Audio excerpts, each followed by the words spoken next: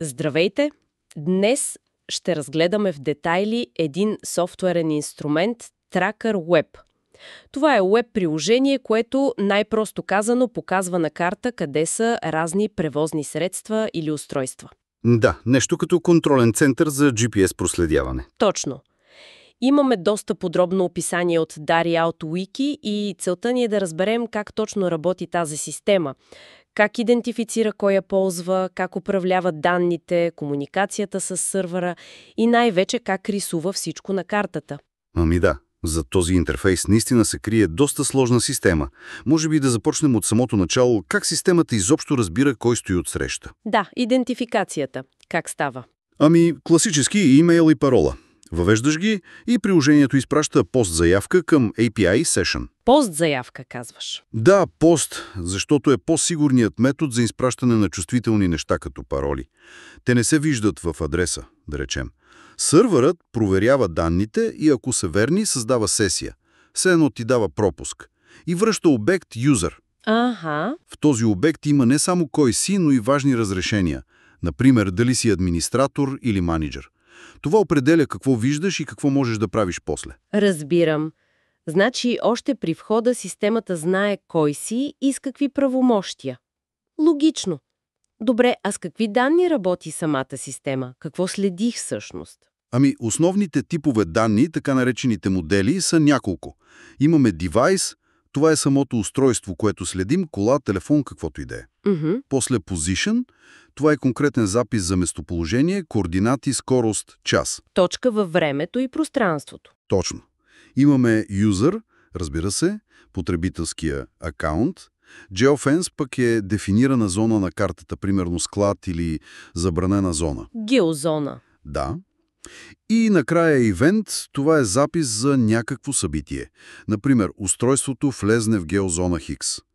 Тези модели помагат всичко да е структурирано. Добре, имаме потребители с права, имаме и типове данни, но как тези данни стигат от сървъра до браузъра ми, за да ги видя на картата? Тук става интересно. Има два основни механизма за комуникация. За първоначалното зареждане, да речем, като отвориш приложението и искаш да видиш всичките си устройства, се ползват HTTP GET заявки. Стандартните GET заявки. Да. Например, към api-devices.car. Сървъра връща данните в JSON формат. Това е текстов формат, лесен за обмен на данни в веб. Познато. А за актуализациите в реално време? Нали иконата се движи по картата? Тук вече идва друга технология – WebSockets. Не може постоянно да питаш сървъра, къде е сега, а сега, ще го претовариш. Да, неефективно е. Затова приложението отваря постоянна връзка към сървъра на адрес API Socket, като отворена телефонна линия е. И когато сървъра има нещо ново, нова позиция, ново събитие, той сам по своя инициатива изпраща тази информация към браузъра през тази връзка. Значи сървърът бута данните към мен, когато се появят. Точно така.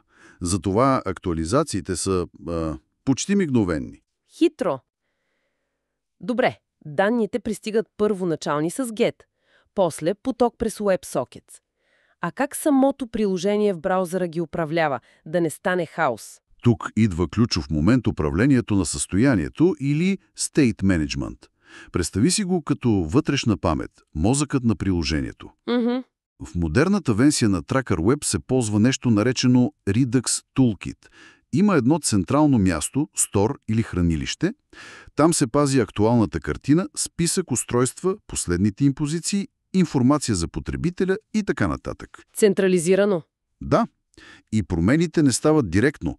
Изпраща се действие, action, което казва това се случи.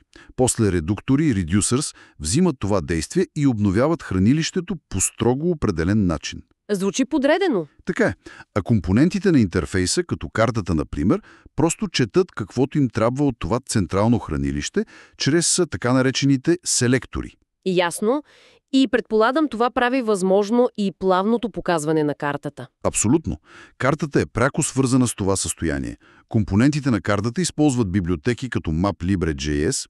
Тези компоненти следят за промени в частта от хранилището, където са позициите, да речем, state.session.positions. следят само това, което ги интересува. Точно. И когато данните там се обновят, например, дошла е нова позиция, през WebSocket компонента на картата ги взима, преобразува ги в формат GeoJSON, точки за маркери, линии за маршрути, полигони за геозони. GeoJSON. Да, това е стандарта за географски данни. И после казва на MapLibre: нарисувай това или премести този маркер тук. И тъй като всичко е свързано с промените в състоянието, процесът е автоматичен и бърз. Затова виждаме плавно движение по картата. Невероятно как всичко си пасва. Значи, да обобщим набързо. Влизаш, автентикация, права, приложението дърпа първоначални данни, HTTP, JSON, пази ги в тази централна памет, управление на състоянието, показва ги на екрана, на картата. Да. И после започва да слуша за актуализации WebSocket, които обновяват паметта, а оттам автоматично и картата. Точно така. Една добре изградена архитектура, където всеки слой си върши работата: идентификация, данни, комуникация, памет, визуализация. Да, определено. И само да добавя нещо, което споменахме бегло. Контролът на достъпа е по-фин от просто администратор или менеджер. Има система за разрешение и свързване на обекти. Чрез API Permissions и специални компоненти като Linkfield може да се каже: този потребител вижда само тези 3 устройства и тази една геозона. Значи много по-детайлно. Да, много по-гъвкаво и важно за реални приложения с много потребители и активи. Не е просто черно-бяло. Това наистина добавя още едно измерение. И ме кара да се замисля при толкова детайлно проследяване и управление на достъпа, какви са етичните съображения? Къде минава границата при използването на такива мощни инструменти в реалния живот? Това е нещо, което остава извън техниката, но е силно свързано с нея.